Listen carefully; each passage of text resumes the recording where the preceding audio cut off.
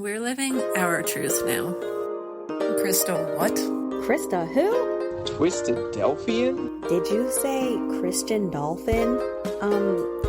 So are you from Philadelphia?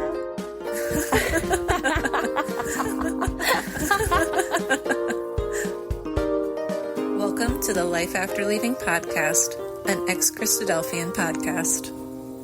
Hello, heathens, and welcome to the podcast. I'm your host, Zinnia.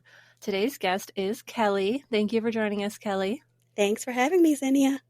So today I'd like to hear your story of becoming an ex-Christadelphian. So we'll go through the beginning for you, what the process of leaving looked like for you, and where you're at now, and anything you want to share with someone who might be going through a similar journey. So to get us started, were you born into the group?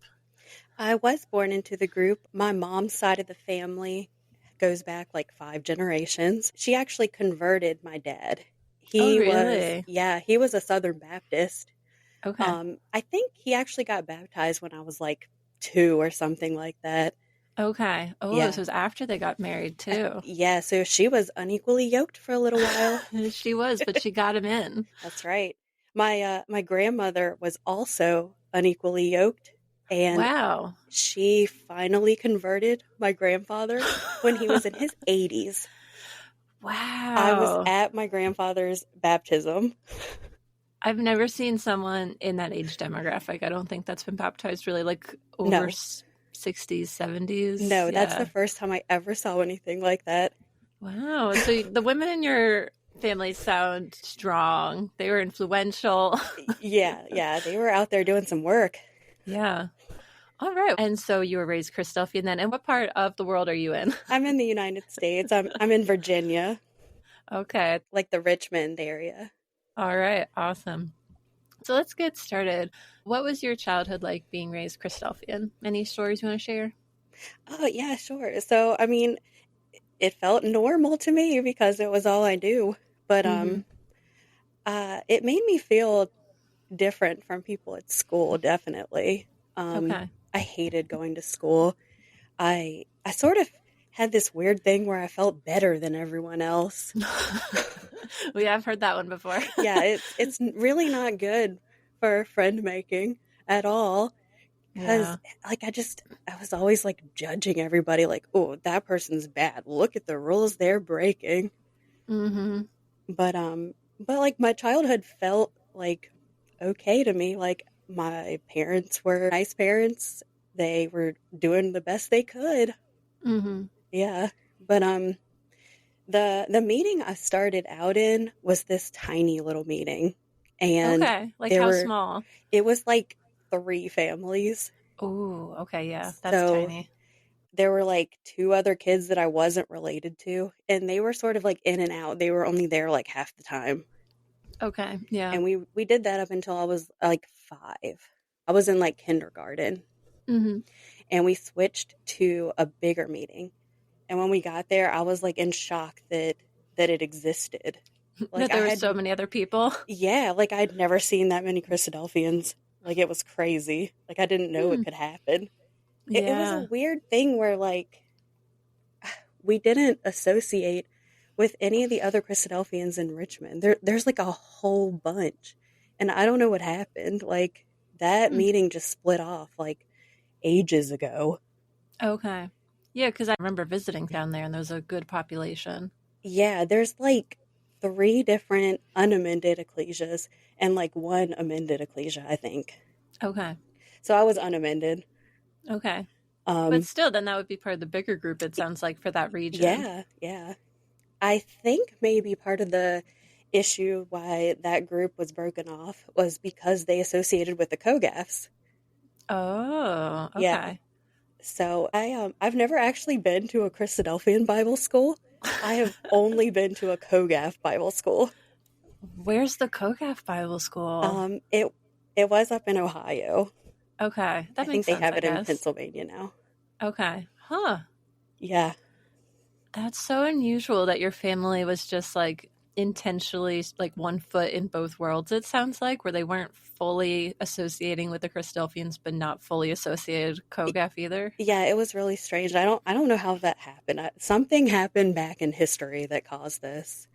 I don't know if it was like the tiny ecclesia my grandparents came from, just the people they associated with. I don't know.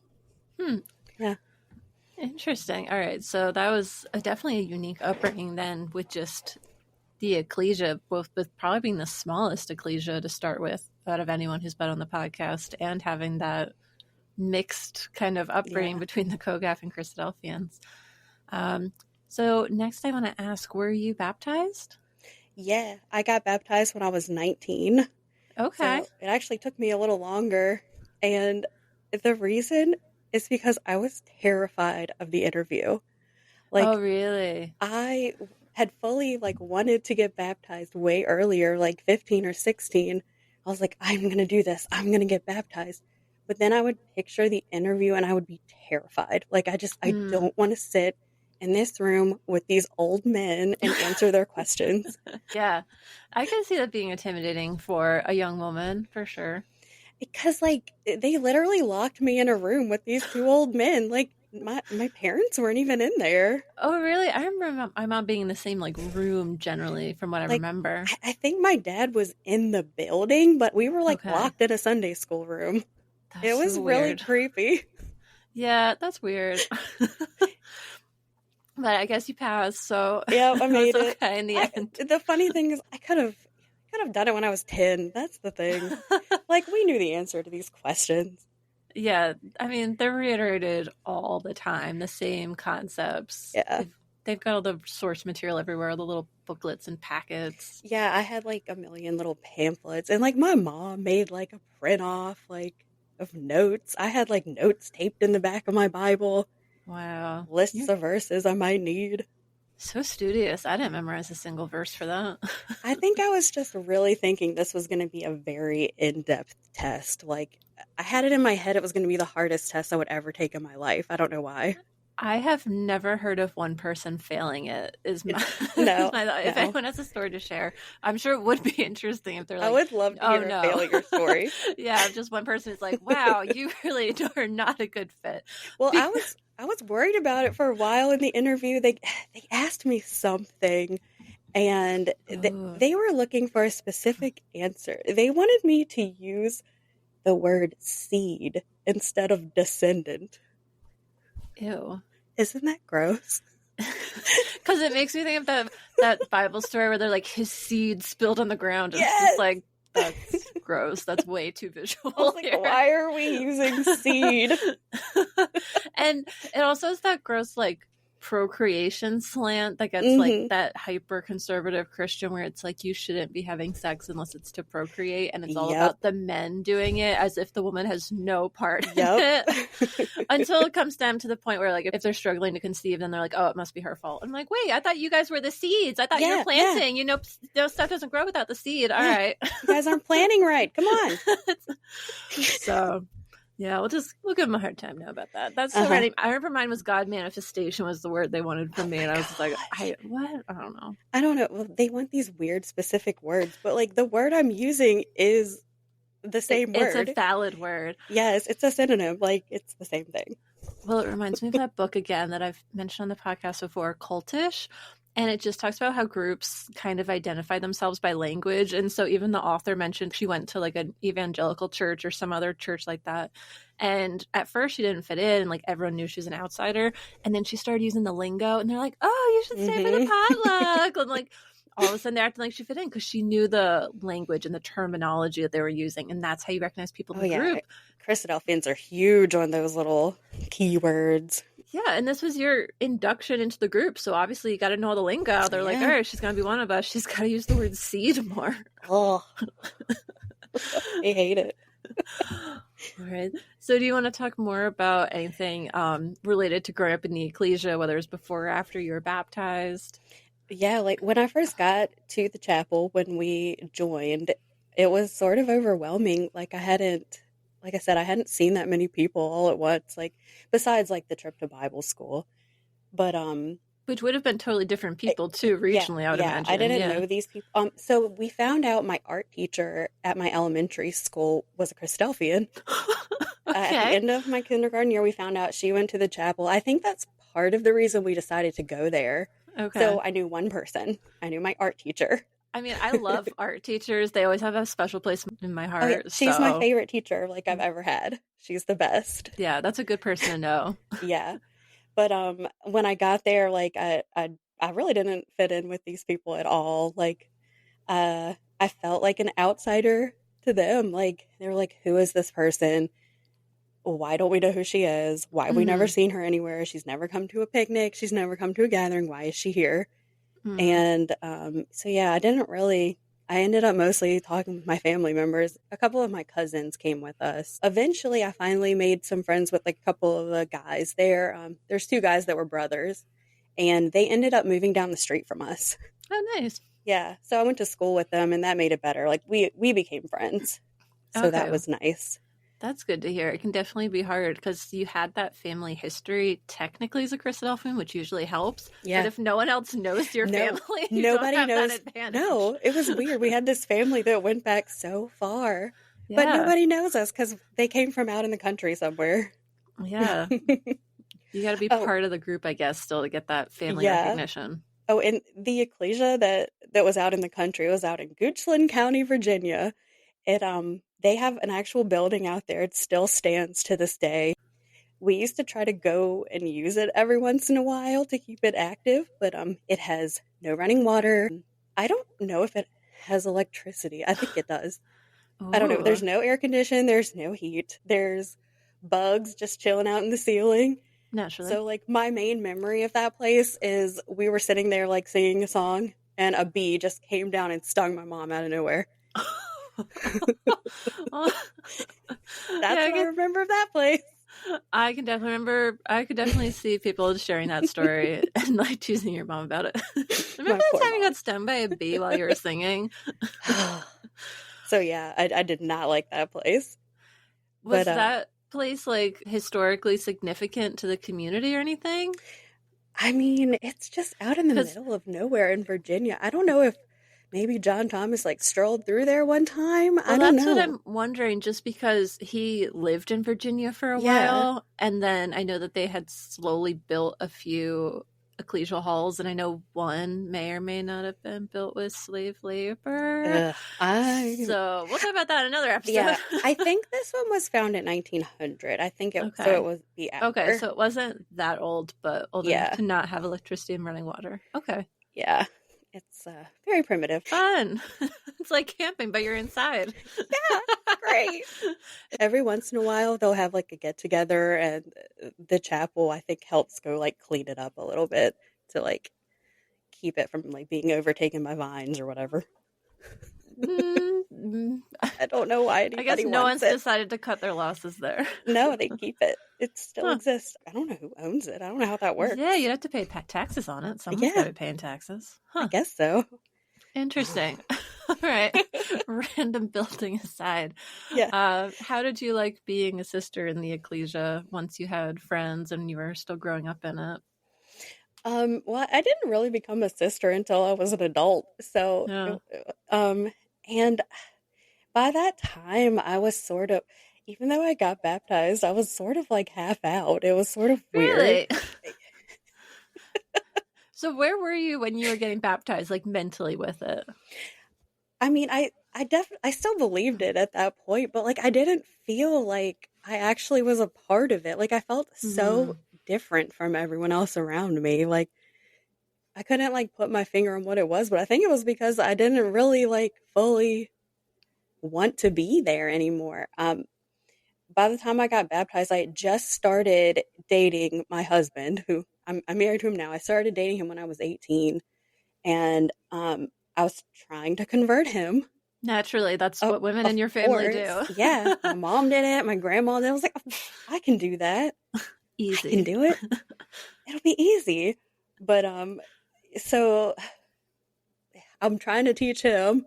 He's coming sometimes. He's actually interested in it at first. Learning about the Christadelphians actually like helped him open his mind, because he realized that, oh, different Christians can think about things different ways. And it sort of sent him like on a whole journey of looking into different religions. And eventually, like, I started doing the same thing as well. That's cool. So it opened both of your minds up Yeah. a bit, just seeing differences among people. That's pretty cool. So like I didn't involve myself a lot. I mean, there's not much you can do as a sister anyway. I mean, I did this before I was a sister. We played music for Sunday school. My mom plays guitar and she taught me a little bit, so we would play for Sunday school, stuff like Ooh, that. with guitar. I was expecting piano, Oh, let classic me tell piano. you, it was a whole thing. Oh, yes. Some of the people were not happy. No, when my mom first started, she had a sister come up to her and tell her that she was a stumbling block for her. That is the classic line. Yes, another another Christophian That's term. right. She is a stumbling block because she brought a guitar in. And Wow. and so at first my mom just played an acoustic guitar like by herself. Like that was they were fine with that. I We mean, can I do would that. love if she led with electric guitar. Eventually we did. You did? Oh my goodness. We ended up with 4 people who played guitar. So it was like a 4 guitar band playing Okay. for Sunday school. Okay, fun. So we were I guess we were a little wild. Yeah. Wilder than my ecclesia ever was. I don't remember there being any guitars. If it was not Friday night, it was like not allowed, Yeah. But it was definitely a fight to get those guitars. That's cool. It sounds like you didn't have as strong of the social ties as a lot of the people who have come on the podcast so far. So I wonder if that was part of the contributing, factors for you not feeling as deeply connected. Definitely. So I did have really strong social ties with the COGAFs, but because they lived, in Ohio and Florida and so many different places, I didn't get to spend the time with them like that you would have with people who live nearby. So that's where my friends was with them. I started going to their summer camp that they do when I was a teenager. And like I was like living for that. That is what I wanted to do all year long, is I just wanted to be there with my friends. And that was that different than the Bible school or the same as the Bible school? The camp is separate from the Bible school. Okay. So they do a camp just for teens. Okay. So when I was 13, we started doing that. And they do like the first week you're in a camp setting, you get bunks and all that. Okay. The second week is like a service week, and you get to go stay at people's houses that are part of the meeting, and you do like volunteer work. Oh, that's interesting. So it was actually fun. Yeah, this is all different than what I've heard Christophians. In what region were you in? Did it rotate or always the same It was place? in Ohio. Yeah. Okay. So the camp actually moved a couple of times. Like we went to several different camps. One time, one of the camps, we got there and there were no mattresses on the beds. And they went to the Dollar Tree and bought like floaties. And we slept on floaties one year. Oh no. Oh, that's so sad. It's like because they didn't own the camp, but we're like renting it from Boy Scouts or something. Yeah. The Boy Scouts were like, we're going to get new mattresses, but we'll leave you with none while we swap them out. I still have the floaty that they gave me. I had everyone sign it at the end. That's so funny. And I still own it to this day. I can't imagine how long that's been like in your attic or whatever. Oh, I've had it, since, I don't know, I was 14 or 15. Yeah, that's a long time. Well, that's interesting. Any other COGAF specific memories? Because that was cool to hear about like that camp and that it had more of a service function, because I don't remember hearing that really with any of the Christophian camps.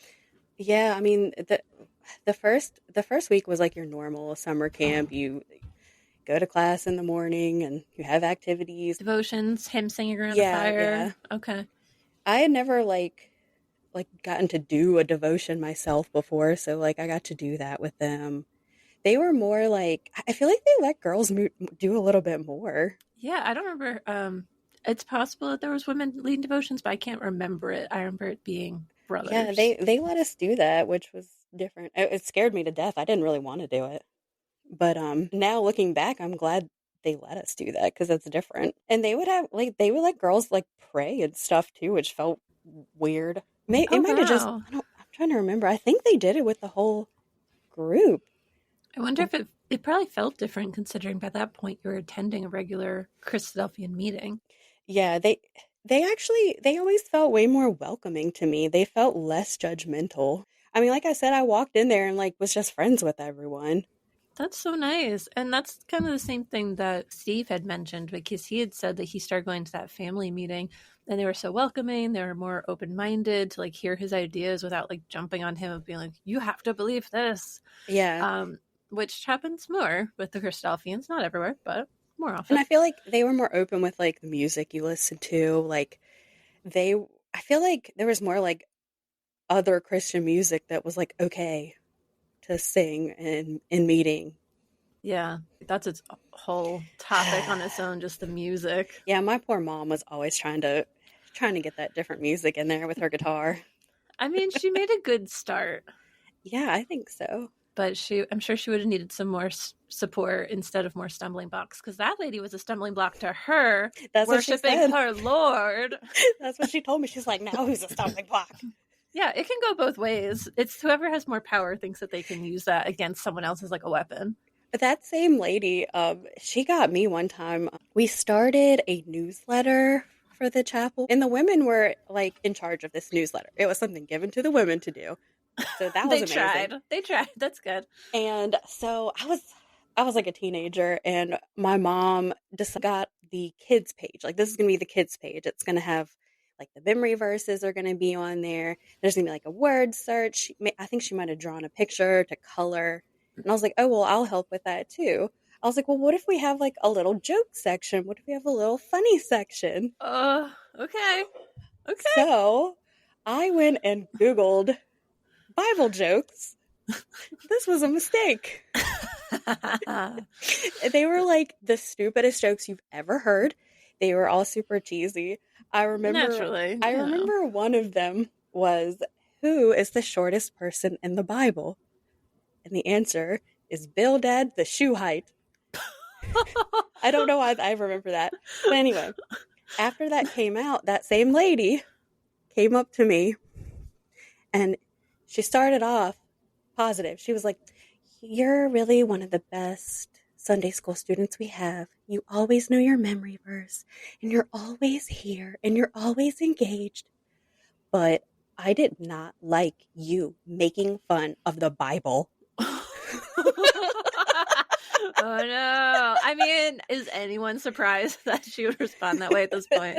But I was like mortified. I never touched that newsletter again. And it wasn't your intention to offend anybody. No, I thought it was funny.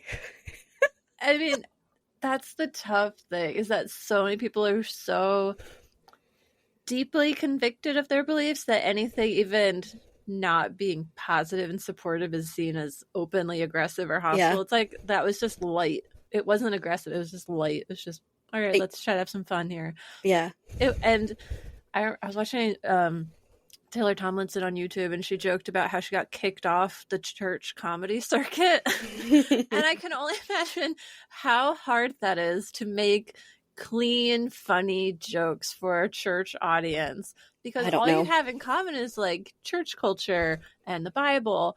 But again, you're stuck with this situation where like if you actually try to be really funny, they're going to get offended. And yeah, because you're going to be making fun of the stuff that you're seeing that is just funny, but they take super seriously. Exactly. There's something there with how strongly you feel you need to defend it. Like, the Bible's fine. Yeah. It's been around for thousands of years. It'll still be here. It's going to be okay. If we laugh at a joke, it'll be fine. Yeah. We're not going to hurt its feelings. No. I think the shoe height guy has been gone a long time. He's not going to be offended. It'll be fine. No. All right. Well, that is all awesome. So let's start moving into then, I guess, into you leaving. It sounds like it was kind of early on. You were half in, half out. So where were you there? And start telling the rest of the story. Yeah. So like I said, when I met my husband, that's sort of the start to it. Like, I thought I was all like super into it. You'd just been baptized. I got baptized after, I think it was like a year after we had started dating. And part of it was like, oh, he's going to see me get baptized and he's going to want to do it too. Aw, it's so young. I know. But I remember like the first time I ever really started questioning things was after I read a book called The Golden Compass by Philip Pullman. Okay. And it's like this this story where they end up like this battle with God, and like the church is like the evil. And like it just, before I read that, it never occurred to me that like the church could be wrong, that maybe there is no God. Like none of these things occurred to me. And I was probably like in high school when this occurred to me. Yeah, but growing up so sheltered and with so Yeah. many trusted adults telling you that it is, Yeah. that's the first time you may honestly be exposed to some sort of Yeah. other perspective. Yeah. It's a good thing I read a lot, because I think that's what really helped me. And then in college, it was more reading that got to me. I took a class called The Bible as Literature. Okay, so like a biblical studies kind of approach, it sounds like. Okay. Yeah, we had like, you had to take like a philosophy or a religion class. So I was like, Okay. oh, the Bible is literature. Pff, I got this. Yeah. And I've read that before. I did that. I've read that so many times. It's like, I won't even have to do the readings. But that was the most eye-opening thing ever, because they teach you like where the Bible actually came from, like how it was pieced together, other stories that are related to the Bible that were written first, but they sound sort of like the Bible. The book we read in that class was let's see, it was called Reading the Bible Again for the First Time. It was by Marcus Borg, and like that's one of the best books I've ever read in my life, because it really helped. Like it really showed me all these different things, and it made me realize like the Bible is not the Bible. It's this collection of all these different books, all these different people through all these different years. And a lot of the books, like in the New Testament, were written way, way, way after Jesus died. And I did not know that. Mm-hmm. I They thought left that part out. Yeah, I thought Matthew was just sitting there next to Jesus writing this book. Yeah. Like that's what was in my head. And that's just not the case. To be fair, I don't know if they even know this, because again, they are repeating what they were taught and what they learned. Yeah. And they didn't have the internet and ready access to all these books. And like you trust the people that tell you these things when you grow up. Like you think adults know what they're talking about. At least I did. I thought they were all really super informed and very smart. I didn't know any better. Well, some of them are very smart, but they're not necessarily people that are trained extensively in theology. They're only trained in one specific theology, so they don't have a wide understanding and a super informed opinion based on a very wide knowledge base. Yeah, and that's what like really blows my mind is they're out here telling you they have the truth. Like they're very, very confident that they have the truth. They call their religion the truth. Yep. Yet like one little class in college, like that's all it took. Poked like a million holes in it. Yeah, unfortunately, they've got apologetics when you come with like one or two little holes and try to be like, no, it's fine. We'll have an explanation for it.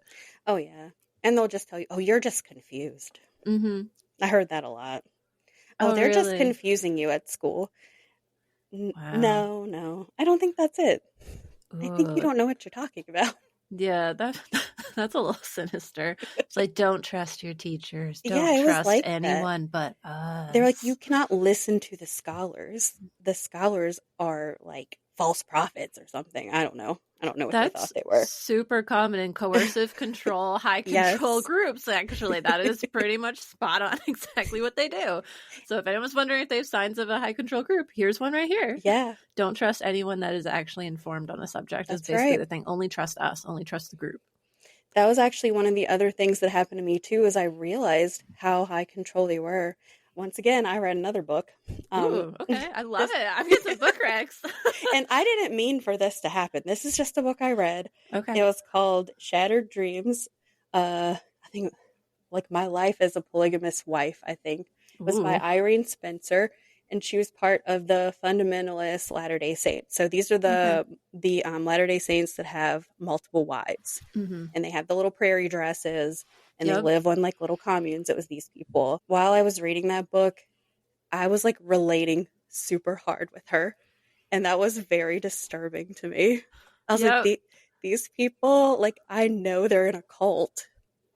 Like, I know they are. Like, I can see them in these dresses, like, all doing the same little thing. And I'm like, why am I relating so hard to these people? And it's like, I think I might be part of a high control group.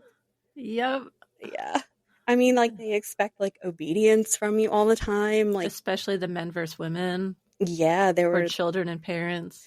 yeah, like, you have to obey your parents and obey anybody that's older than you, Mm-hmm. like, no matter what. It was almost like God was, like, projected down onto, like, the adults. Like, you have to listen to them like they're God, and that's what they expect from you. And, like, they wouldn't let you question anything. Not Um, seriously. Not off-script questions. no. One time, during Sunday school class, one of my teachers was talking about how we need to share the religion with everyone. We need to always be talking about Jesus with whoever we talk to. And Yeah. I was like, I was just sitting there thinking, and I was like, don't you think we need to know what they believe before we tell them what they should believe? Like, wouldn't it be easier for us to share if we knew their religion? Like, can we have a class where we learn about other religions?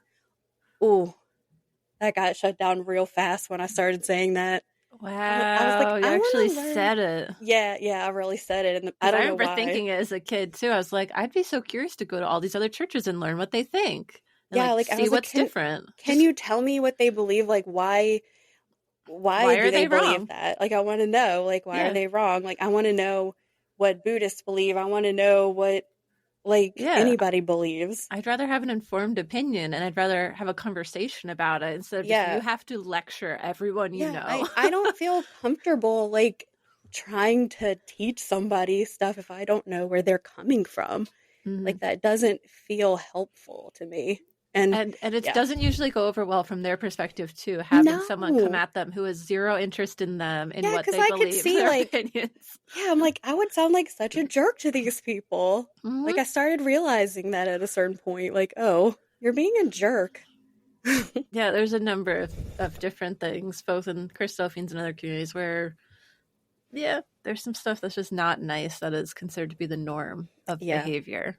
yeah. And that's certainly one of them. Mm-hmm. Everyone else's religion is bad and wrong, except ours, but we'll never really talk about other religions. Nope. I think we only did once in a CYC, and it was basically just to like look into other religions and say why they're wrong. Like, Yeah, I mean, there were several times where somebody would stand up there and tell you why the Catholics are wrong. Like, that oh happens a yeah, lot. Because, John Thomas hated those hated the Catholics. Catholics. So that definitely happened. I definitely heard, like, exhortations that were like, this is why Catholics are wrong and bad. Yeah, and growing up, they were in the news a lot because there was a lot of that stuff coming out. Yeah. Oh, yeah. Yeah, people were Definitely. talking about it more. So how long did you keep attending after you started dating your partner? Was that still like years of slowly going to Yeah. less? I was torturing myself. Oh, I stayed for way too long. I stayed until I was like 30. wow. I wasn't expecting that because I know that sounds like you're in your head a lot, thinking about things and having been nervous as a kid and stuff. Yeah. But yeah, do you feel like some of that was like, I guess, tied to like people pleasing, like make my parents happy, the 100%. expectations? Okay, Yes. because I can relate to that. It's certainly a strong thing in the culture, and I feel like even more so for women too, because Yes. of their role in the culture. Yeah. I always wanted to please my parents. I was like that kid who has to get straight A's, like, because I've got to make sure I'm good. I've got to do everything my parents want. Mm-hmm. And, like, I wanted to make my dad happy all the time. I mean, like, so unamended Christadelphians don't have to wear head coverings usually, That's a but, plus. like, Okay. my dad decided we had to wear head coverings. So, like, I did. Yeah, Like, to make him happy. yeah, when I got baptized, I'm like, okay, I'll do this now, whatever. There Mm. were a couple women, like, at my ecclesia who did, so it wasn't totally weird. Mm-hmm. But, yeah, it was just always stuff like that. Like, and that's why I kept going. Eventually, I was only going, like, every other week. I had a job where I had to work every other Sunday at one point. Okay. And that was, like, a whole thing because I was like, oh, people are going to start talking.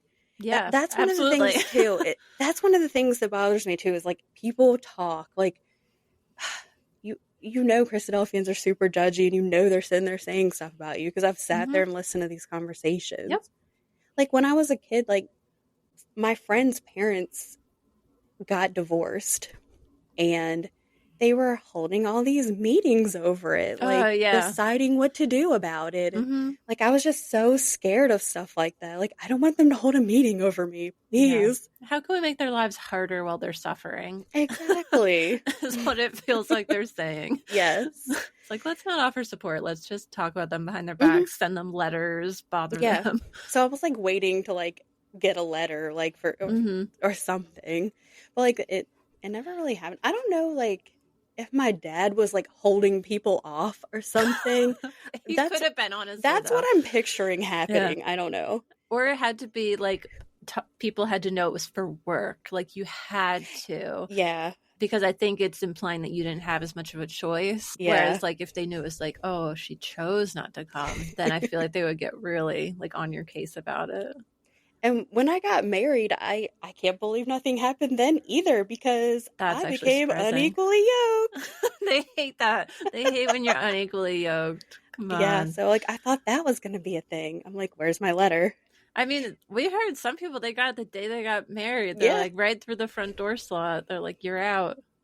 Like I didn't even try to like ask to get married at meeting or anything. I was like, you know what? We're just going to go do our own thing. We're going to be as quiet and chill about this as possible. Because my husband had completely stopped going at that point. He stopped going like, I don't know, maybe 2 or 3 years like after we started dating. He had quit going. That's a good amount of time to give to something, though, that you're not into. He even went to Bible school with me a couple of times. I think he went twice with me. I wouldn't go to Bible school with someone as I am now. I couldn't do it. Yeah.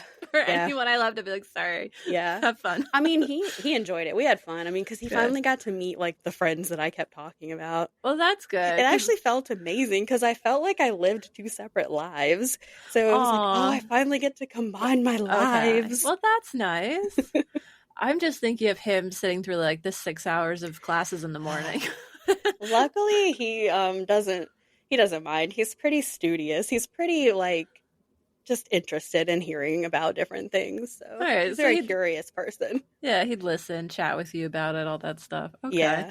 And it sounds like you continue to keep going to the same church you had been going to with your family. Yeah. Yeah. I feel like that makes it so much harder. Like I feel like if you move away, it's actually easier to leave. If I moved away, if I moved away, I don't think I would have gone anywhere near that long. It just part of it was like me telling myself, well, I'm gonna go spend time with my family. You know, I don't go visit them that often. We'll just go on Sunday and see them, and you know, we go out to eat after it's over, and we get to sit and talk. So it was part of that too. After sitting quietly together for 3 hours. Yes. Being indoctrinated. And I was like telling myself like, well, you could go and maybe you'll hear an inspiring message. You never know what you're going to get. You don't. You never know. It could be good. Sometimes there were some that were better, you know. Because I sort of had come to the conclusion that like religions are just trying to explain life to people, and all of them really have the same core message. That's what I convinced myself of for a while. Okay, all right. And so I was like, I can go and hear something uplifting. It'll be fine. But like it got to the point where like you're hearing these exhortations. One of them was literally on how tolerance is a bad thing. Oh. And I was like, what? This is not uplifting me. This is not a mainstream, like, generic message. No, this is terrible, and I don't want to hear this. And I think maybe one of the final straws for me was during a Sunday school. I don't even know why I was at Sunday school, because I had stopped going to Sunday school for a while, too. But I went back to Sunday school one week, and just the lesson, they were just talking about, like, what God wants a family to look like and what you're supposed to be doing. And, you know, they explain this perfect little husband and wife who are both baptized, and they have these little children that they're baptizing. And I was like, why am I here? I am not part of this. Like, my husband's not here. He doesn't believe this. Like, I don't believe this. Why am I still sitting here? I don't fit this mold. This is not me. Yeah. And I'm not going to fit it. That's not happening. Yeah, I don't want to change to become that image that you're idealizing and No, and trying to enforce. I don't think that should be anybody's ideal. Families look 1,000 different ways. Yeah, we don't all need to be white Victorian heterosexual couples with sad No. little children in tight white Yeah. frilly dresses. Yes, pitiful children that are so bored. They're just like, sit there quietly. Yes, they can't speak, you can't sneeze. Just sit there. Yeah, we don't have to do that. No, you actually can live a genuine life however you want. That's right. At least for the most part. Yeah. Okay, so was that around the time that was like the final straw for you? Was like listening to those exhortations then? Yeah, definitely. Okay, so the messaging really just pushed you out finally. Yeah, I just realized it was bad. And I just didn't believe it. Yeah, it just wasn't a fit for you anymore. Yeah. You've very much grown out of it, become your own person, and at some point you're, I guess, that kind of like grew out of your shell almost. Yeah, that's right. Peeked out of that shell. Yeah. It was really hard for me to do that because I really was used to just being what other people told me I was. Mm-hmm. Yeah, and it was really nice. Like when I met my husband, he helped me like just be myself. You don't have to like keep pleasing these people. You don't have to be this person. That's be really who you supportive. are. Yeah, definitely. Yeah, just letting you be yourself and backing you up in your decision not to go, which is really nice. Yeah. Did you have a final conversation with your parents about it, letting them know you weren't planning to come and like your family? So I sort of just like quit going after a while, and like a little bit after that, me and my mom finally had a conversation. My parents like to pretend that things aren't happening. So okay, Southern, so checks out. Yeah. They're like, oh yeah, that didn't happen. She's still here. But like me and my mom did have a conversation, and I told her like I don't believe this anymore. Like she asked me like, do you think that Jesus is coming back? And I was like, no. Well, it was like finally, a vague threat in that question was like, aren't you worried that Jesus is coming back? And then you'd be like, I don't believe that, so no. Yeah, like I could feel like you're trying to scare me, and like they still will do that sometimes. You know, they like to tell you all the apocalyptic things that are happening. Yeah, and I'm like, COVID, okay, end of the world, obviously. Yeah, I mean, it's still going, but they were pretty sure for a while there. And I was like, I mean, there might be an end to the world, but it's not looking great. But I don't think it's because of like Jesus and his master plan. Yeah, it actually does feel apocalyptic right now to me. But yeah, I don't think Jesus is coming.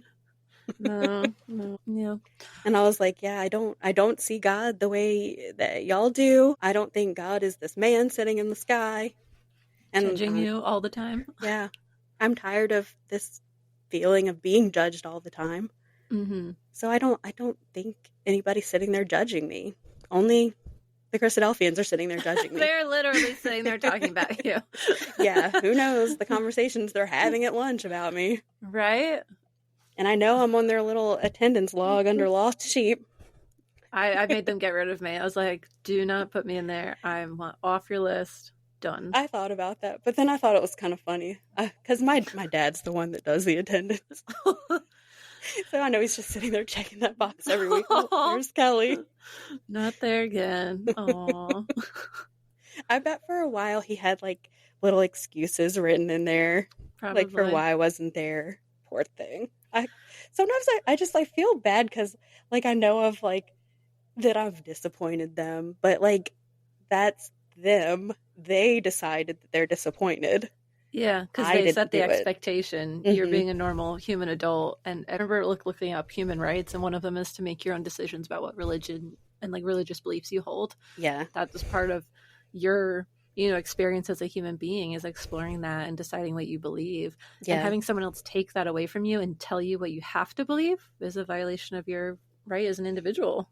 Yeah, and it definitely feels like that. I also want to ask about the attendance thing real quick. Yeah. Why do they do the attendance? Like, why is he so, like, because he's doing it. I'm curious if you've ever, like, talked about it or anything. So one of the reasons I was told was in case there's the war comes. Draft? Yeah, and they're going to draft you. You're on the Civil War. They love that whole conscientious objector thing. So that was actually like a huge fear for me too. Like they had really put that in my head that like war is coming and you're going to get drafted. They're definitely drafting the women this time because the women wanted their rights. So you're going to get drafted. That's what you get. So, like, I really thought that was coming for me, too. I was, like, really scared. That was, like, a reason for staying for a little while, too. Wow. It's just, like, fear. Well, yeah, that's another way they control you. If they keep you fearful, you keep turning to them for support and protection. You know, you're in a group. Definitely. That's so funny. I remember Brian was joking about if people are still worried about being drafted in the American Civil War, and apparently they still are. That's how it started. That's how it's going. Honestly, yeah. Just having been now to like another church or other churches, I've never seen another church take attendance and like know everyone's name and track it every week. And it was normal because I remember like who did our attendance too, and I would see them walking around with the little book and like checking everyone off, and like someone would come in late and I could see him like grab his book and like check it off as soon as they walked in. I was doing it for my dad for a while too. Like I did it for a little while. Yeah. It's kind of creepy now. They have like a list of names and they will literally be able to say like, oh, you weren't here last Sunday. Where were you? Because now having left, it just feels like yet another tool for enforcing control. Yeah, it definitely is. If you ever cause an issue for them, well, they'll be like, well, the issue is because, you know, Paul in the New Testament said you have to keep coming to meeting, and that's like an important part of our religion. And you only came once out of the last 7 weeks. So we're going to sit you down with the brothers and make you explain yourself. Like they could use that as like a weapon for enforcement again. Yeah, totally. Don't miss that. But it's funny to hear more about the attendance thing. I know. So strange. So have you been on any sort of journey related to like religion, philosophy, that kind of thing since? Yeah, so when I was in college, I actually ended up getting a religious studies minor. Wow, okay. I majored in math, got a religious studies minor. Religion. Yep, that was me. Love these combos. Okay.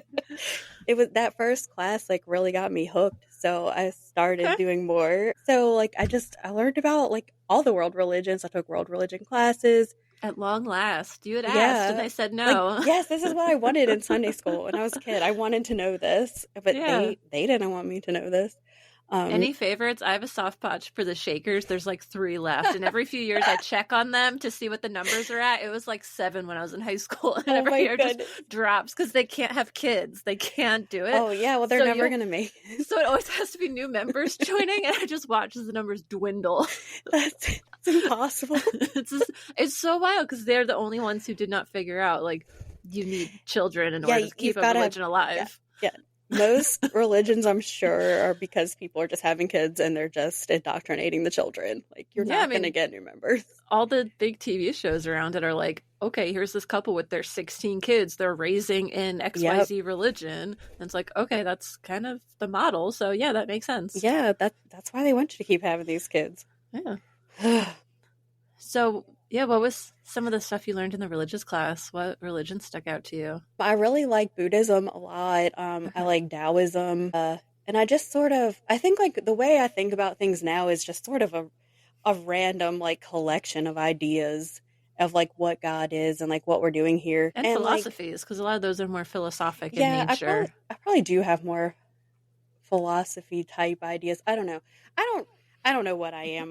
You don't need to fit in a box. It's fine. Like I decided I don't ever want to be a part of organized religion again. I'm not going to go to any sort of church. I don't want to do that. I'd rather just think about the ideas, like read about them. Mm-hmm. But like I have my own ideas in my head, but you know, I don't know if they're true or not. And it doesn't matter to me. It's just that's okay. It only matters. It's for you. Yeah, it is. That's what it's for. I mean, I think that is what religion is for. Like, and I really love religion. Like, I love like the idea of finding like what we're doing here. And I feel like science and religion should become friends. They are similar in that it's both like you have to be really curious about it. There's so much information you kind of sift through, so many ideas you discuss and test out. And it's all about just like coming up with the most reasonable answer that makes sense to you in the end about the subject. Yeah, and I feel like that's what we should do. So go find what works for you. Like, I don't like this idea of this judgmental dude sitting in the sky. Like, that doesn't make sense to me. Mm-hmm. To me, God is more just it's something that like is part of life. Like we're all part of God. Like we're like some sort of reflection of like divinity. I don't really know how to explain it. It's just a Well, thing in my head. there's like main concepts like that in a lot of different religions of Yeah. like a spirit kind of energy, of Yeah. like a creation energy, of like the life breath within us kind of thing. Or Right. people believe in like souls and things like that. Yeah. And even like with chi, like I was doing qigong and they told me like, oh, well, chi is like this like life force energy moving through your body. I was like, all right. And it's just saying like we are connected to everything. We're connected to each other, to the planet, to the world. And so it's definitely that interconnectedness idea, as well as like being part of a cycle of life. Yeah, I definitely feel like a cycle in life. Things feel very cyclical. I mean, you see it everywhere. You've got seasons and planets revolving and moving. Like everything goes in these cycles. Living and dying. There's like a weird like I like the concept of it, like eternal recurrence, which is that you're living the same life sort of over and over again. Oh no. And it's terrifying. And it's also interesting because what if one thing like causes your whole life to be different? The butterfly effect. Yeah, the butterfly effect. So it's like that fascinates me. Like I wonder if I've done this before. Like, well, they say it could be true where like, you know, there's all these different like timelines and things like that, and different concepts of time and all that I stuff. don't think time actually goes in a straight line. Like I don't think so either. Perceive it that way, like that's what your brain does, but I don't actually think it does go in a straight line. I really hope that when I die, I can time travel and like see things in the past because I'm such a curious person. I'd be like, would love that. I'm hopping back in time, look at some shit, yes, see what's going on. I would love that. I would love that. I hope time is not such a constraint. If there is an afterlife, which I do believe in, not like some of the really dark ones, but you know, I would love that. That's something that like I'm just curious about. I'm not sure like if there is an afterlife or if it's just sort of the same life, like you're just in a different That's what order. It sounds like. Yeah. Like talking to ghosts about what they're doing, some of them are like, oh, I went for a bike ride. I'm like, okay, so things are okay. Maybe they're doing chilling. It now. It sounds like they're just living their own lives still. Like some of them like stay in the houses they lived in. They're like, oh, that's fine that you're here. Like, I don't care. I'm just like, I mean, maybe they think you're the ghost. Not. I don't know. That's what some people say too. They're like, maybe they're wondering why you're there. Yeah, exactly. So it leads to so many interesting questions once you start getting into the paranormal. So it's a very curiosity driven thing, just like with religion and science, I think. Yeah. And you'll really never know the answer. No, and like that's the thing, you have to be okay with that. Like yes. I think like I feel so much more comfortable like that I don't have the truth. I like being curious. I like thinking about different concepts. Mm-hmm. I don't like being stuck. Yeah. We were raised with that black and white thinking, which absolutely would make you feel stuck because you were given one thing at birth and you're never allowed to deviate from it or question it. And you can't think about question anything it. Else. You're like punished for questioning it. Like, and that just is terrible. It feels so uncomfortable. And it's not me. I am a curious person. Me too. I definitely relate a lot to that of like wanting to have learned other religions as a kid just because I wanted to know. I was like, well, if we have the truth, like what do they have? Like, why are they going? I'm curious about it. And if it's the truth, like why in the world wouldn't more people figure it out? Why is it so hard? New people should be showing up at our doorstep every week to come to our meeting if we actually have the truth. Yes, 100% agree. But it was very, very rare that new people came or joined. I mean, they would sometimes, like, out of nowhere. We had, like, a handful. Yeah. It happened, but it wasn't often. No, it wasn't often. I mean, Richmond has a little bit of that just because, like, they're in, like, a city, I think, and people show up. Yeah. Yeah. And people do look to churches for community, at least historically, like, that was the center of the community. Everyone went, and that's when you would see people and, you know, get together. And often it would serve a purpose, like helping people through different times. Like everyone donate food to the church and they'll do a food drive kind of thing. You know, I've seen that when I've passed churches driving to work and they'll be like, oh, thank you so much. We've donated this much food or whatever. And so it makes sense. But with the Christadelphians, they didn't typically do that. No, they're not doing a lot of that. I think some of them do now. I think there's a little bit of that going on. I hope that there will be more of that if they are, you know, really trying to keep it going. I think you have to start being a church instead of being a salesperson, just being like, we have the truth. You have to wait until Jesus comes to get it. But until then, just keep showing up and giving us money. Thank you. Give us your money. And you have to be here every week. Okay. Got it. Every week, no matter what. Or you're going in the book. Yeah. I feel bad now for people with Zoom because now, like, when I was a kid, like, the only time we didn't have to go to a meeting was if you were sick. And now they'd be like, here's your Zoom. Time to log in. Like, no. So like, I go on a family vacation with my family. Every year we go to the beach. And on Sunday, up comes that Zoom. Of course. Wow. Even on their vacation. Yeah, they can't get away from it now because it's all online. Yep. And my dad's the one in charge of setting the video up. Like, actually, he was doing that pretty early on. Oh, like before, like, COVID and all that really pushed it? Yeah. Yeah. When I was, like, in college, he was doing that. So it was probably, like, in the 2000s he was doing that. Yeah, that was definitely less common then. He's just one of those audio-visual nerds. He likes to put stuff like that together. That makes sense then. He recorded my baptism. It's, like, recorded somewhere. Well, if you want to share a clip. I don't have it. I don't want to see it. You don't want it on the internet for everyone to see? Oh, my gosh. One time we went to this, it was, like, this Christadelphian and, like, a Pentecostal minister having a debate. And he recorded that. And that was the weirdest thing I ever did in my life up until that point. Because I can't imagine. the Pentecostal minister started speaking in tongues. Oh, no. And I was like, what is happening? What is happening? And the poor Christadelphians just like, what? I don't know what to do with this. I went to another Pentecostal church later because my husband's part of his family are Pentecostal and his cousin is actually a minister. And that was very interesting. It was like this little tiny country church in the hills of West Virginia. And everybody was like up in there jumping out of their seats and hands were flying. People were dancing. Okay, him coming from that, I can almost see the appeal of Christadelphians early on for him. Of like, wow, you guys are calm and just sit and read and study. Awesome. No one's jumping, screaming, yelling in tongues. But then the other half of his family was Catholic, so. Oh, okay. I went to a Catholic service too, and that was it's interesting. Different, I guess. I'm like, wait, they really kneel and pray? Okay. Yeah, I thought it was a footrest. Turns out it was a kneeler. Yep. I was like, what? What is happening? Everyone just walks out of the row randomly and leaves you there. And you're like, okay, I'll just be here. A lot of incense. Yeah, it gets real smoky in there. Yeah, I kind of like appreciate like the whole show. I mean, you've got like the robes and the hats and it's kind of fun. Stained glass and like art and stuff. It's Jesus up there bleeding. Yeah. Pretty gruesome. I was like, okay, let's look at the other Jesus over on the other wall who's less like, gross. Kind of metal in here, I guess. Yeah. So that sounds like that kind of takes us to today with philosophy and religious changes and stuff. All right.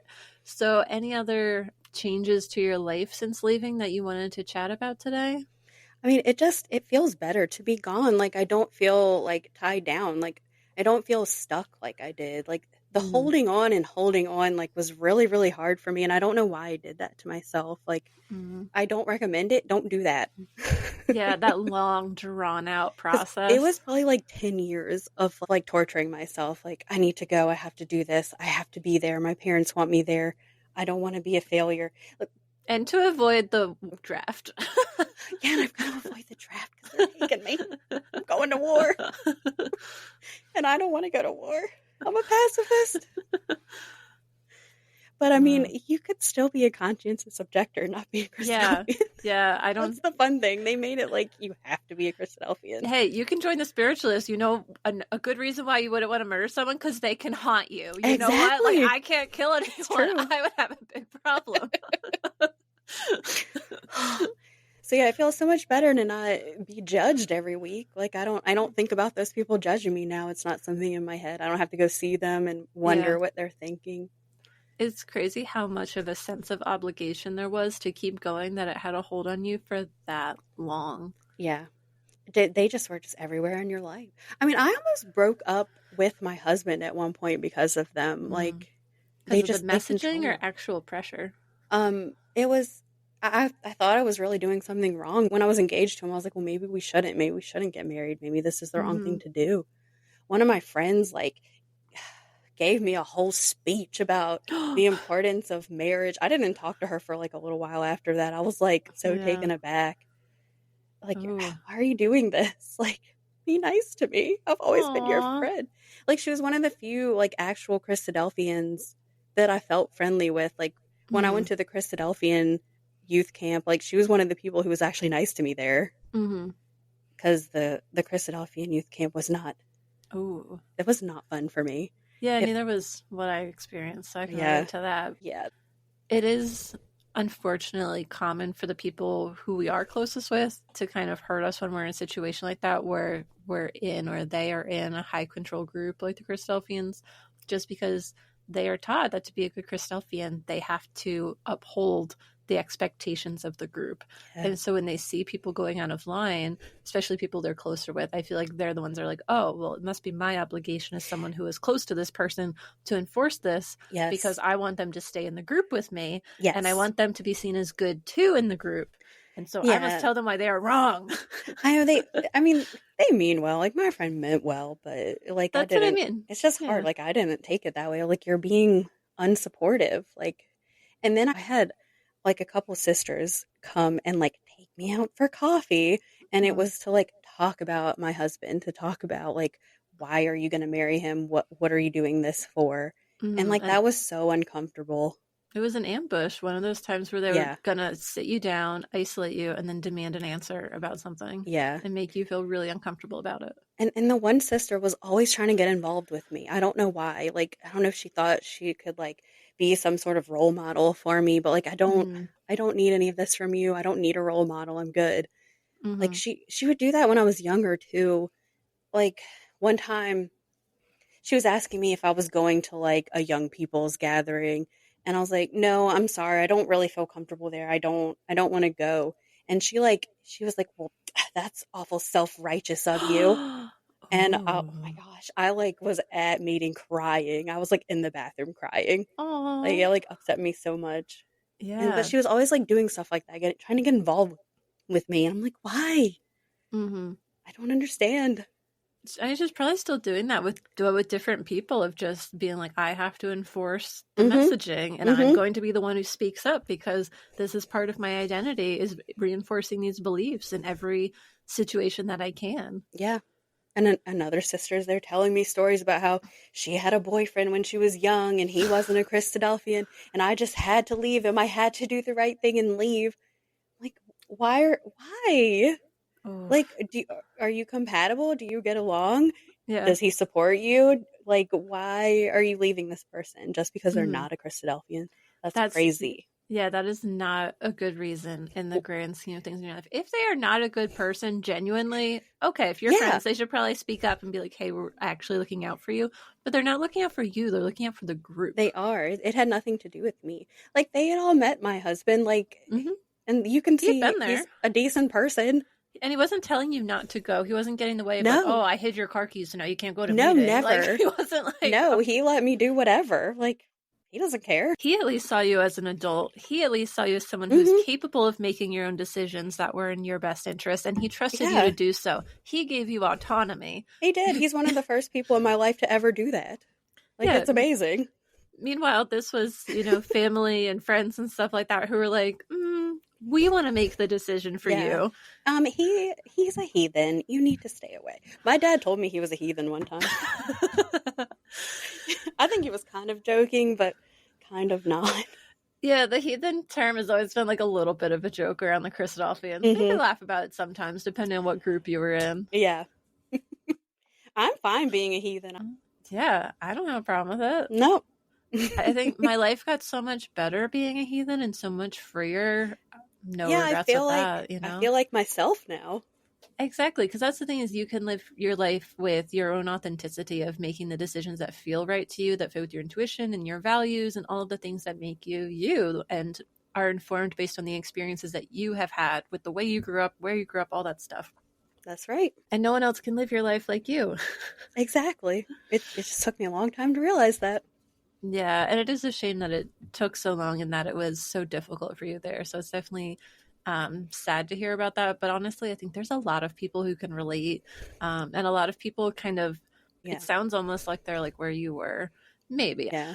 But it's just something I think about is like how many people are in that stage right now where they're like, I want to hear all these perspectives of people outside of Christadelphia finally. I want to learn more and broaden my horizons, but I can't leave. Yeah, it keeps you like sucked in for some reason. One of my friends, like, we talk all the time and it doesn't seem like she really believes, but she'll still like go and like show up to a Bible school and stuff. And I'm like, why are you doing this to yourself?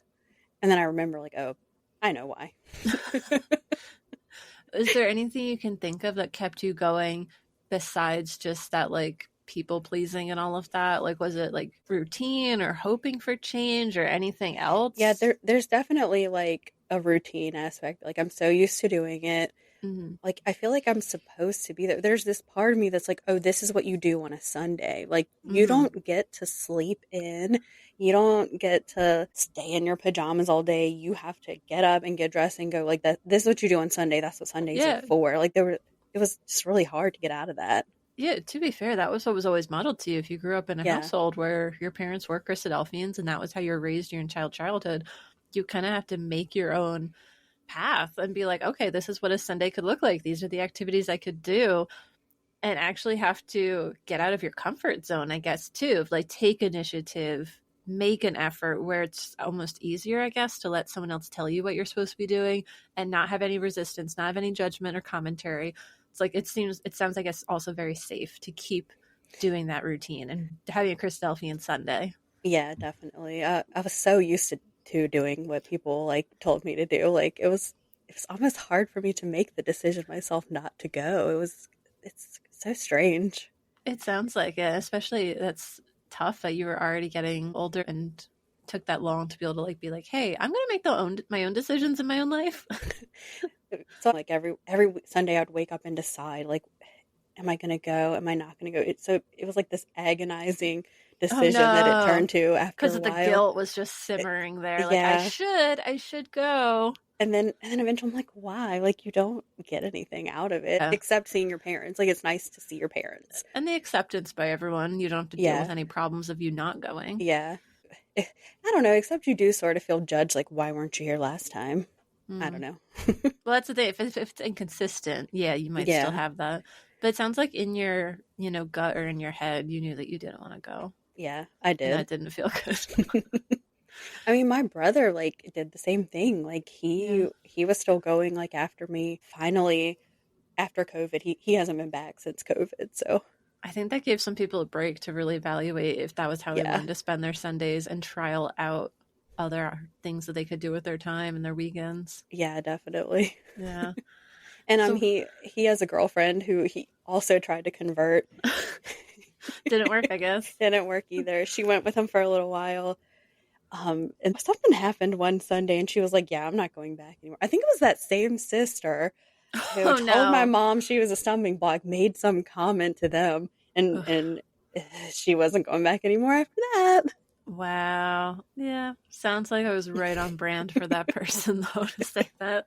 Yeah. Like, just let's offend all of the women who come into the meeting and tell them what problems I have with them and expect them to change. Wow. So what are some things you like to do on your Sundays now, if you want to share? I mean, I definitely enjoy sleeping in. That's my number one favorite thing. I love my sleep. A guilt-free sleep in, too. You don't have to think, oh, should I get up and go to a meeting now? Yeah, I don't set the alarm. I don't think about it. I don't have to pick out a dress. Yeah. So, yeah. And think about what everyone's going to think about your dress. Yeah. Oh, that's a whole thing. Mm-hmm. Oh, at a certain point, me and my mom were like, you know what? We're going to wear pants. It's cold. Really? Yeah. Nice. Actually staying warm? That must have been nice. I didn't do that. We just did it. I don't know. I don't know why we did it, but we did. Okay, but did you ever wear jeans? No. Yeah, they were dress pants. That's what I thought. Can only push the envelope so much. Jean skirt's okay. Yeah, we love a denim skirt. We love the long denim skirt. The very long denim skirt. Yes, all the way to the ground. Yep. My grandma used to sew clothes, and she would make us some lovely long skirts that all matched. And so everybody in my Yep. family could come in the same long skirt. Oh, that was my grandma too, actually, Yeah. but not the religious one. Oh. I had one grandmother who was not a Christadelphian. She had a religion, but it wasn't Yeah. like a Christadelphian. But she made us little matching dresses. There's all these pictures of us growing up in them. It's so fun. Yeah. And we went to Bible school like that too. My whole family, like, in the same dress. Like, I think for the guys, she would like make them a vest that matched our skirts. We were so cute. Classic. Okay, but one thing that was funny was that they loved the matching across the board. And so it even went into t-shirts. And one year they got those t-shirts that were popular for a little while in the 90s where it was an animal in the front and the back. And so you'd see the face of the animal and you'd see the butt of the animal in the back. And there's a picture of my whole family wearing these shirts. And it's all cats in the front. And there's a picture of us all turned around. You just see just a sea of cat butt. I love that. So not the meeting dresses, but matching clothing nonetheless. We're like, you know what's great when you're growing up in a high control group? Dressing all of your kids and family members the same. It's more conformity. We love the conformity. We love it. Oh, those shirts are funny. It's like, why didn't we save those? Those are funny. Amazing. Like, I kind of want one now. I love those pictures. I think we need that for like the beach vacation. I think that's what it was. We would go to like Florida and go to a flea market and be like, these are amazing. They've got everyone's size. Oh my God. Let's all put them on. And we went out in public like that. Oh my gosh. I love it. It was amazing. Actually, speaking of grandmas, actually makes me think one of the other problems I had was my dad's side of the family are not Christadelphians. Mm-hmm. So like I had this like terrible fear that like my grandparents on that side of the family are like these terrible sinners. Like they're wrong. Mm-hmm. They don't believe the right thing. And like I'm never gonna see them again. So like that was terrifying to me too. Yeah, having two grandparents that never joined, never were into it. Yeah, they didn't want to hear about it. They did not care. Yeah. They had their own religion. Yeah, they had their own thing. Yeah, my grandma actually, she believed in ghosts. I feel like mine would have just because she's Catholic, and I feel like Catholics are very ghost friendly. Yeah, they kind of are. Yeah, because I remember talking to a Catholic friend who had recommended I get holy water, and he was like, "I feel like my Catholic grandma would have some tips for you about ghosts." And I was like, "Thank you, please ask her." Yeah, I could use a Catholic grandma right now. That's right. Oh, I love that.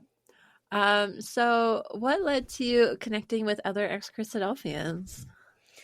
I started like wondering like what everybody's doing. Like, what are other people doing now? Like, do other people feel the same way as me? Like, I want to find somebody. So I just started like Googling, like, I want to hear people's stories. Cause I was listening to some podcasts with like ex-Christians. Mm-hmm. And I was like, oh, this is great. So I want to see if I can find some ex-Christadelphian stories. And I found like the Reddit page, but there's not a lot going on there. But someone mentioned the Facebook group, and I was like, oh, of course there's a Facebook group. So I went and found that. And I was like, oh, yes, here it is. Stories. This is what I want. I want to know how people feel. Mm-hmm. There's been all kinds of things, that have come up on the Facebook page. It's a great place for all those little conversations to go on.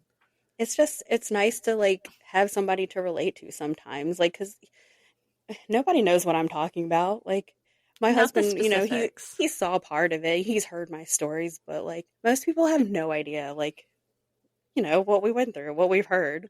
It is a very small group of people around the world who would know. Like, we're not really going to like bump into each other on the street, and we wouldn't even recognize each other if we did. And like, I mean, I don't even know the people in the group, really. I only know them since starting this podcast. Yeah. Now, like, I would recognize them, and now I do know about them. Before, it was just a name and a comment. That's right. And so you only get to know people in, like, one-sentence snippets. Mm-hmm. So I'll be like, oh, well, that person always has a funny comment. I guess they're, like, a funny person. Yeah. Like, that's... You can kind of get an impression. Yeah. But, like, that's it. And it is funny because I feel like I did the same thing, but probably more, like, with books, which I guess you kind of did, too, at times. Of like, I kept finding... stories of women who had left cults and finding different things that I did relate to, different things that were very different about the cultures or the situations that they went through. but I always found something, and I really loved that. I really loved that, like, connecting over shared history kind of thing. I And like that too. I did the same thing. I read a ton of books, like specifically the FLDS. yeah. I read like almost every book I could find about those people just so I could like experience it with Yeah. them. It makes such a difference to have people you can relate to. I think it's such a balm for you to like comfort you of Yeah. like, I went through something hard, but I'm not the only one. I'm not the only one who thinks like Yes. this. Like, I'm not crazy. Like, it's just really reassuring. It is. And especially for us, like, we can laugh about it because we both get it with like Yes. all these specifics, which is nice. And like, we know like some of the same situations or cliches or whatever. Some of the same themes came up and behaviors. So it is nice that, at least with this, it's a lot more specific than all of those resources we kind of had to make do with because Christadelphians are so tiny as a group that we didn't even have anything like a lot of mainstream books on it, like memoirs of people leaving. We couldn't really find those. Every once in a while you could find a blog, but that was like it, which isn't as meaty. Like, I would want like a whole book. Yes. And then like this podcast, like we finally have this, but like there's so many ex-Christian podcasts. And there wasn't one for us. Yeah, so I'm glad you made one for us. Yeah, I'm glad too. And thanks for coming on and supporting it. Yeah, of course. Yeah, it sounds like you're like the perfect candidate. You're like, I've been waiting for this. Yeah, this is what I wanted. I wanted our stories. I want to hear everyone's story. I want to know how everyone feels. Yeah. I want to relate to you all. And it's funny because even having been the same group and having like enough similarity that I ask a lot of the same questions, you know, everyone's story is still so unique. Yeah. And like completely different reasons that they left and all that kind of thing. So as much as there's commonalities, everyone is just so unique. So it's been fun listening to everyone's story. Yeah. That just shows you how different people are. Like, we're not all the same little thing. Yeah. And even like what ecclesia you're in, what kind of family you're in, what kind of Bible schools you went to, like all of those things make a difference too. I mean, we all have like different little rules like within our families that we had to live by. Like, it wasn't all the same. Like, there wasn't like, you know, we don't have that one leadership that says this is how it has to be.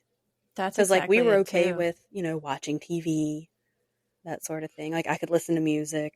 Thank goodness. Non-Christian music. Yeah, I could. So that was good. When I was little, I didn't think I could. Like, I was like sneaking and listening to the radio. And then like my mom's like, you can listen to this. Like, you're allowed to like the Backstreet Boys. That's funny. She had to tell you. I remember when my parents got into a phase of thinking we had to be more godly in what we listened to, and we just started listening to exhortations on CDs all the time. Yeah, we had some phases. We had some phases too with different things. Like, all of a sudden, we couldn't do Halloween anymore. We were doing Halloween. We were going trick or treating, and all of a sudden, that was like us. We're not Christmas. doing that. Yeah, we don't do that. That's what heathens do. Yeah, like we always kept doing Christmas, but at one point it was you can't have the tree. We're not putting up a tree. Okay. It's another way to make me feel weird.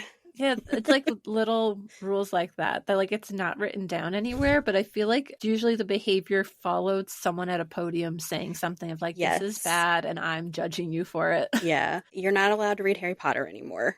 Too late. I already did it. Problematic one. Yeah. I read all the Harry Potter books when I was a Christadelphian, so our family didn't care. But I remember it was like news of like moms being like, we hate having our kids read Harry Potter. Yep. But it was too late. I was going to read those anyway. Yeah. You're probably not going to stop me from reading things. I'm going to go find them. Yeah. That was like where I'm rebelling. I'm going to read what I want. You can stop me from watching movies, but I'm going to read. I don't have to watch Titanic. It's fine. Nice. Yeah, it's funny how like rebels are like people who read books. I know. So often. I'm like the nerdiest rebel ever. Me too. It's like, I just want to read ideas and hear about people's experiences. I know. I just want to learn things. That's all I want. That's it. But that's all Eve wanted too. She just wanted to know things. Gets you in trouble. So since we've been talking about resources, is there anything else that you would want to share as like a resource that we haven't already mentioned in this episode? I know you mentioned a number of books that I'll link in the show notes. Any other like podcasts like you had mentioned that you had really liked, or other books or anything? One of the podcasts I really like is called Deconversion Therapy. Oh, that sounds good. And so it's like a comedy podcast. They just joke about like just different things that went on. They're like ex-evangelical, so. But I mean, I still relate to those stories too. It's funny. I don't think they have new ones coming out anymore, but they have like years of podcasts on there. So there's Okay. like 5 years of stuff on there. And there's like other, like just books that I've read about, like Bible scholar books that I've liked. I really like Bart Ehrman. He's a really good biblical scholar. I really like the guy. Okay. Any good titles that he's written that you remember? I think one of the really good ones is Misquoting Jesus. Ooh, Yeah. it's a And provocative Marcus title. Borg. When I read Reading the Bible again for the first time, I mean, that was amazing. Yeah. It sounds very eye-opening and just a way of getting you a fresh perspective on something that you'd only ever seen one way. Another one is Elaine Pagels. I really like her too. She's also a biblical scholar, and she does a lot of stuff about women. I took a class that was women in the Bible one time, and like she was our main source in that Okay. class. So that was awesome. That would be cool. I know that recently someone shared that they heard an ex-Christadelphian was speaking about women, and I feel like it would be interesting to read that book and then listen to that exhortation. I'd be like, oh man, these are two very different views of women in the Bible, I imagine. I listened to part of it just to see. Like I listened to the first like exhortation that he did, and I was like, oh no. Yeah. No. Okay. No. I don't know if I could do it. Part of me was curious to listen. Was there anything that you could articulate that was your impression of it that you'd be willing to share? It's like he's trying to like give women a voice, but he just doesn't know how. Okay. Yeah. Like he means well, but he doesn't know how to do it.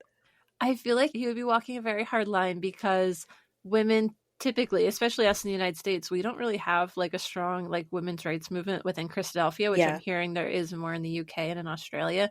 And so like how can you be just saying, oh, you know, women are amazing, they can do all these things, and then be like, okay, sit down and shut up, you can't give a prayer, you can't give an exhortation. Like, why aren't the women up there giving the talk then? Like, just there's like layers of irony there, and you're kind of forced to uphold this really like patriarchal norm. Well, presumably, like from what I remember, that person was a very nice person and like wanting to elevate women and wanting that message to be better.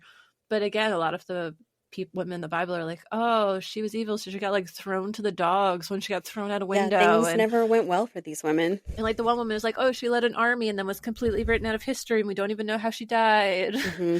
And so it's just like really not the best book either if you're going to talk about like contributions of women, the amazing things that women can do, modeling your life after certain role models. I feel like there's not a lot of those to begin with either. No, there's just not good examples of it in the Bible. It's just, it's not there.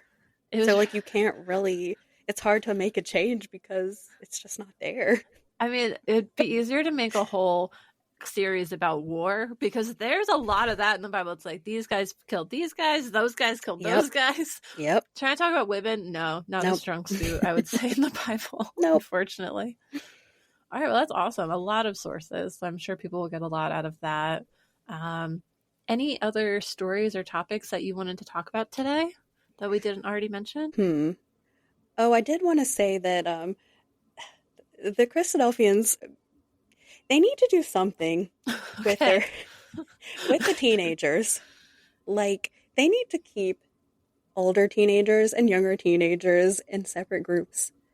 Like, I'm curious why you're bringing this up. What's your thoughts on it a little deeper? Because, like, when I was young, when I was like 14, I had like 18-year-old, 19-year-old, 20-year-old guys that were like, they were like not at camp, but they were like counselors, like coming up to me and telling me very strange things. Like one of them was like, hey, that guy over there who's 20, he said that you're going to be super hot when you grow up. Like, and it was just stuff like that. And I think like, I think that's a huge problem. Like that's what I've seen is like, there's some weird like grooming of young teenagers going on. Yeah, speaking of women, it starts in adolescence, really, if not before then in some cases. And I've definitely seen that going to meetings because I remember going to, I would say it seems like around 12 or 13, maybe 11, but like around that age, young kids start going to these weekend camps where there's Yes. the parents aren't there. It's generally cohorts. So like you're Yes. in a cabin or staying in a family's home, whatever the type of weekend it is, with like girls your age. So like if you're all 15, if you're all 12, whatever, you're kind of grouped together. But you're all mixed together at classes and Yes. youth activities and meals and all these things. Often there would be the guys that are like in their mid 20s to early 30s who always seem to want to say hello to the 12-year-olds. Mhm. Just like, hi, can I sit Yep. with you? You know Can exactly I walk what I'm you talking to about. the dining hall? Mhm. And I know it's even come up in the group, and I don't know if those people would ever feel comfortable talking more about those stories in the podcast. So I'm just speaking generally about what I saw. I didn't have that experience specifically of that. But it was there. Yeah, it was not good. And it does pop up every once in a while in conversation. And again, I think some of that even possibly relates to the culture where you have all these men who are told like you can't have partners unless they're in the church, and so they're encouraged to find women in the church. So Yeah. already you're saying like start looking at these women Yeah. and objectifying them, figure out which one you want to marry so that you can have sex with them. Exactly. And I think even with these cultures that tend to be more controlling, I think it potentially breeds more tension there. It does. And more obsession with things. It does. So it potentially even means you have people that unhealthy sexual perspective. I don't even know the correct word for it. And then you mix them all together and take away all the parents. Yeah, it's just a recipe for disaster. And like I even stayed like with one of my friends one time, but she has an older brother. Yeah. So like that makes it weird too. Yeah. Because like all of a sudden like you're 14, 15, but her brother is 18. And his friends will be there too. So I don't know, you can get yourself in some weird spots. Yeah, there's a lot of situations where young women, I feel like, aren't very protected. And I'm sure there's young men too, but especially the women, you know. Yeah, I definitely felt that a lot. Like there would be like just weird situations where I have people like coming up to me and I like don't know how to respond. Well, that's the thing is you were groomed to be a people pleaser, to be quiet, to be submissive, so like, to not speak up. Yeah, I don't know how to So tell you to go away. Like, and you're like, you're not supposed to. They'll be like, oh, well, he was just trying to talk to you about Jesus, wasn't he? How could you be so rude to a brother? And I mean, I was trying to find a husband too. Like I've been trying to find a husband since I was like 12 for whatever reason. I was like, yeah, I'm going to find me a Christadelphian husband. Mm-hmm. It didn't work. I tried. But you knew that there was something wrong with that one, because even if you didn't have the words, you had the gut feeling where you're like, something doesn't feel right here. No, it always felt creepy. Yeah. That's probably the best word for it. Yes. There's a lot of creeping going on. Yeah, I think summarizing this general sentiment is, hey, Christadelphians, maybe stop letting grown men creep on little girls. Yes. I really would like to see that. Yeah. I think that's another key aspect for, if they're going to keep this group, and have longevity with it, is really protecting people and making that the norm where women can speak up in all situations. So yes, at the platform, but also in their personal lives, and not in the way of telling people, oh, you're a stumbling block and I'm going to tell you that I want you to do whatever I say, but in the sense of, oh, I have autonomy over myself, my body, my opinions. Mm-hmm. And just because I'm here does not mean I am prey for a bunch of grown men. Thank you. Yes. I very much agree with you on that. And it's definitely disappointing every time you hear about it and you're like, man, but it was so common.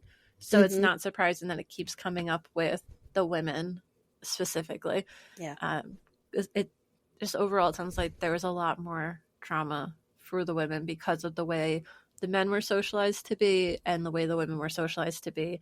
And as much as they're up there at the podium saying, this is how God wants it, we want a man and a wife and the kids, the way it works out in practice, we get a lot of situations like this that are dangerous and traumatizing for women. So until they drop that, nuclear family messaging and the pressures and stuff, I think you're going to keep having these situations happen where they're prioritizing the men's comfort and access to women as opposed to the women's safety and, girls safety and knowledge and socialization, because you should be able to hang out with your 14-year-old friends and not be followed around by grown men watching Yes, you, that especially would now be with like nice. phones and stuff. Like Oh, I would yeah. hate to do that now and like be there. Yeah, I'm And glad there weren't really phones like yeah, that when I was like at camp and stuff. because we've I mean, seen there how were that's cameras, gone.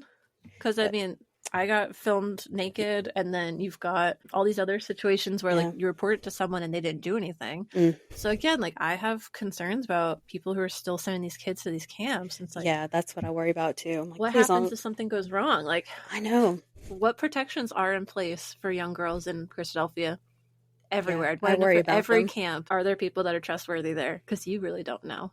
Yeah. That's a fair point. So, yeah, any other final thoughts or anything? We can wrap up if you're ready. Yeah, I think that's all I've got for you for now. All right. Thanks again for coming on the podcast today, Kelly, and for sharing your story. And for everyone else who's listening, thank you for listening, and stay tuned for our next episode. That's all for today. So take care and bye, everyone. Thank you to everyone who has helped make this episode of the podcast possible. Today's episode was edited by me, Zinnia. I'd also like to thank Al Kroons for creating our intro music and the ex-Christadelphians that submitted audio for the intro music. If you'd like to join our community, you can find us at the group for ex-Christadelphians on Facebook. You can also follow our social media on Facebook and Instagram at Life After Leaving Podcast. If you'd like to come on the podcast, reach out to me at lifeafterleavingpodcast@gmail.com. And if you're enjoying this podcast, please consider leaving a rating and review or sharing this podcast with a friend. That's all for today. Thanks, and see you next time.